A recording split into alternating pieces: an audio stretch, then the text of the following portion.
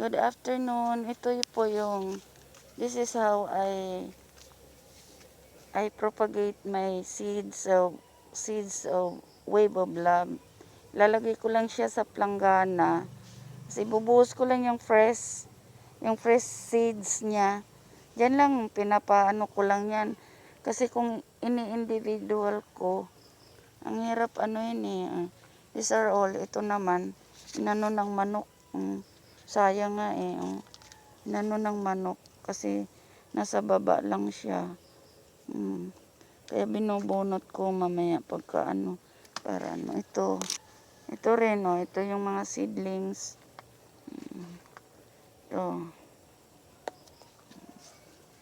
Yan. Ito naman, ito rin yung seedlings ng Wave of Love. Yan dami. So yan, i-transfer ko yan sa seedling pot. Nag-start na ako, kaya yun yung nauna kong video. And this one is my new variety of Hoya plant. This is Hoya mendorensis. Mahal na ngayon ang 200 na ang from my source. Ito naman, Hoya 5 inches lang yata to, 6 inches. Pasyae. Hindi ko pa alam ang bulaklak niyan. Pero I have my file from sa Google. Kaya nakaprint lahat. Dami palang variety. Konti pa lang sa akin. Pero pagka ito mendorensis din ito Naputol nung nag-travel. So, nireplant ko. This is the naputol na Kaya subukan kong mabuhay. Naputol yung kanyang stem sa travel. Kaya yan. Nireplant ko dito. Sana mabuhay at mai-dispose ko rin sa iba para magkaroon yung iba kung sino may gusto.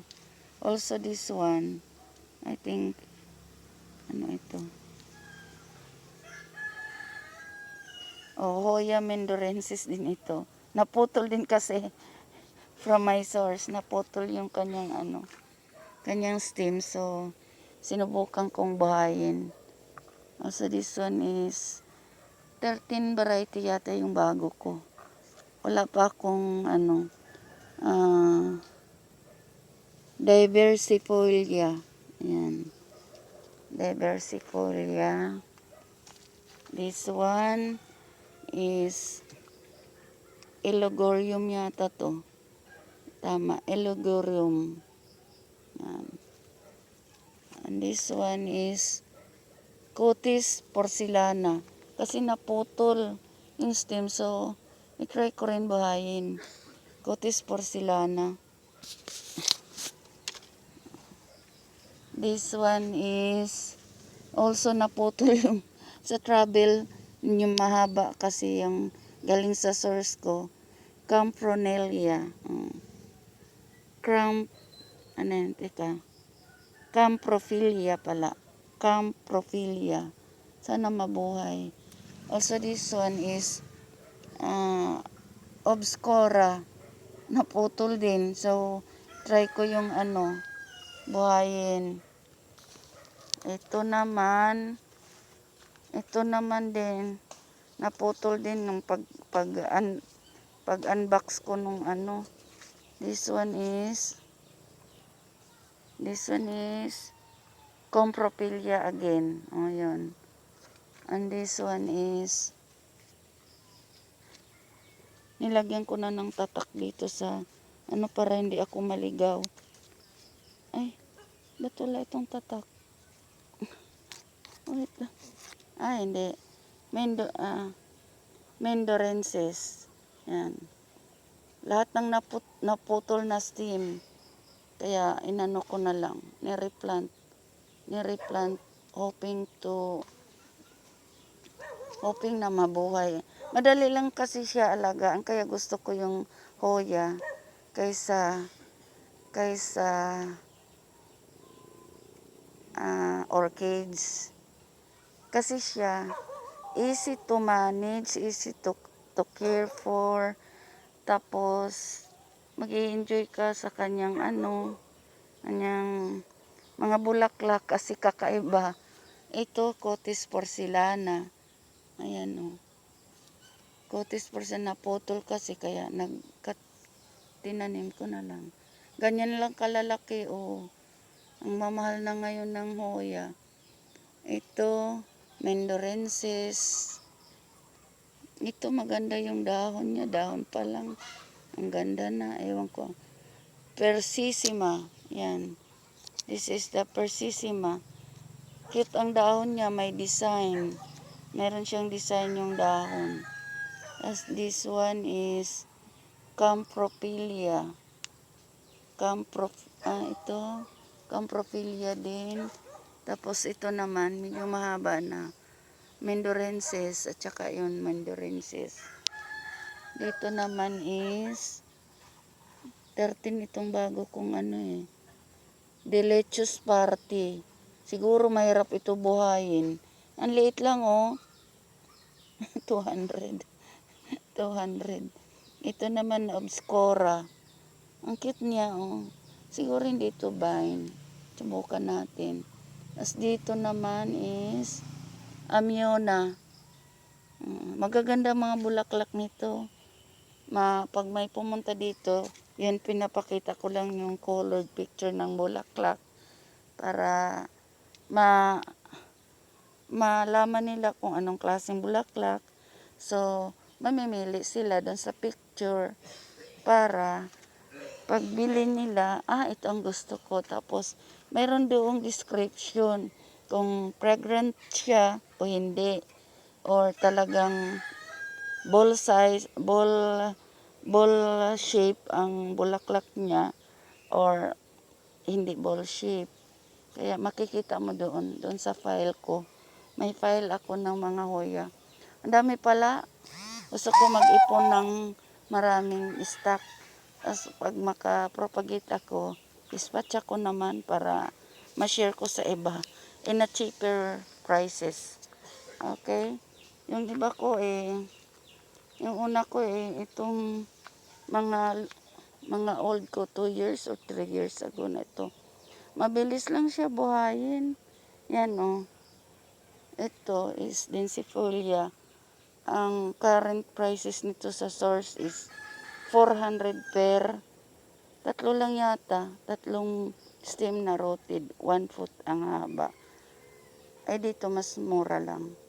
Dito naman, Fovicalix or Black Dragon.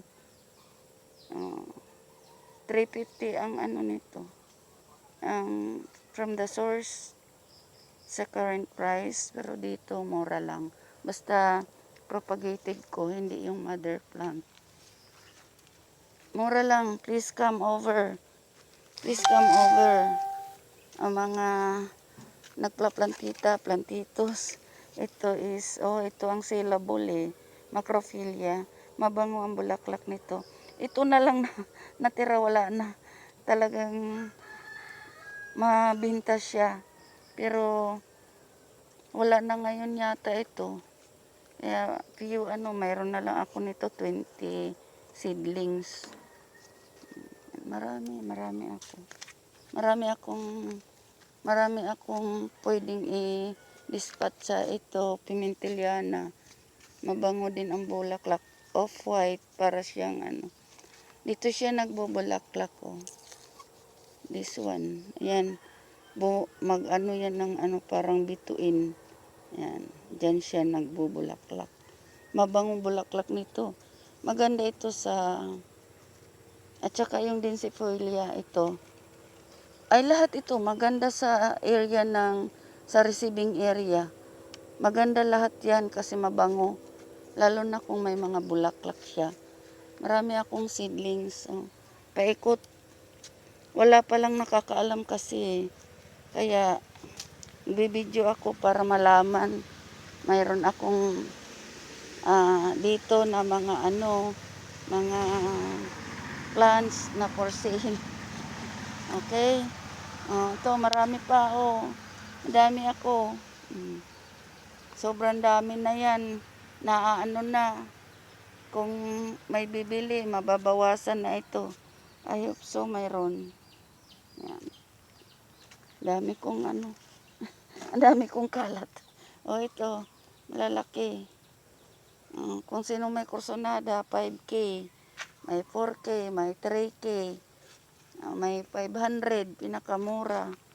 Ito, 500. Isa na lang yata yung 500. Nabinta na, pinakyaw nung iba. Punta na kayo dito habang mayroon pang 500, pinakamura.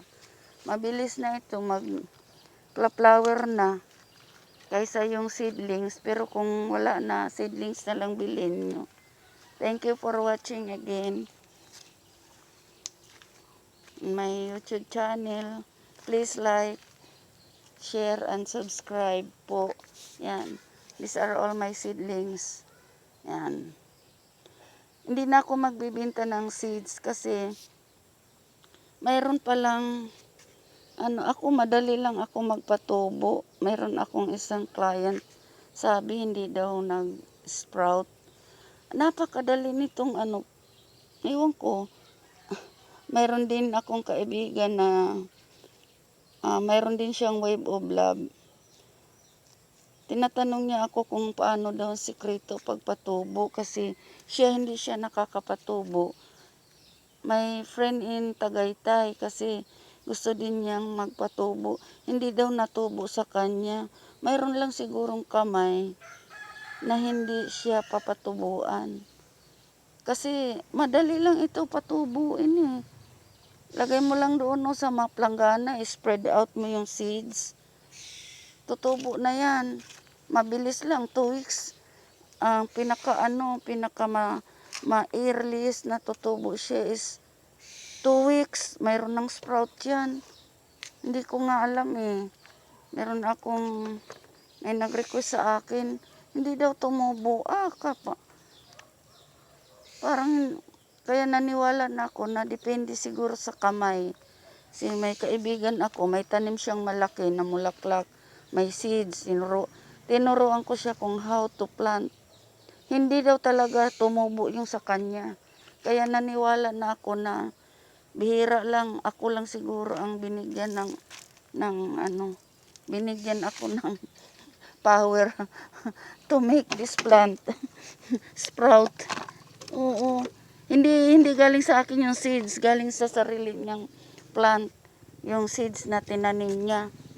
Kaya hindi na ako magbibenta ng seeds. Kung sino may gusto, maybe fresh seeds, hindi dried seeds. Kasi hindi natubo. Pagkaiba ang nagpapatubo sa akin, ma-dry, ma-fresh, talagang nag-i-sprout. May technique lang siguro or depende siguro sa hindi ko alam bakit hindi sila nakakapatubo. Ako, ang dali lang eh. Ang pre-seeds nito is 2 weeks lang, nag-sprout na. Hindi ko alam bakit. Sabi ko, hindi ko alam kung anong sikreto. Baka sa kamay. Sikreto ng paghandle ng seed siguro. Sabi ko, bakit ate? Sabi niya, ate ba? Si Seni from Tagaytay, Seni. Dati siyang taga Divine Word Seminary. Hindi daw siya nakakatubo. Nagtanong pa sa akin kung ano daw sikreto. Hindi ko alam eh. Kahit anong medium ang gamitin ko, malupa man or yung ipa with yung sawdust, tubo naman. Kahit lupa, tubo siya eh. Kaya hindi ko alam kung anong sikreto. Baka sikreto sa kamay lang. Sige, thank you for watching. Again, gabi na. Na ako. Magpahinga na ako. Ito. Thank you for watching again. Thank you very much. please share or like para malaman ng iba na mayroon akong ganitong holdings. Thank you. Bye.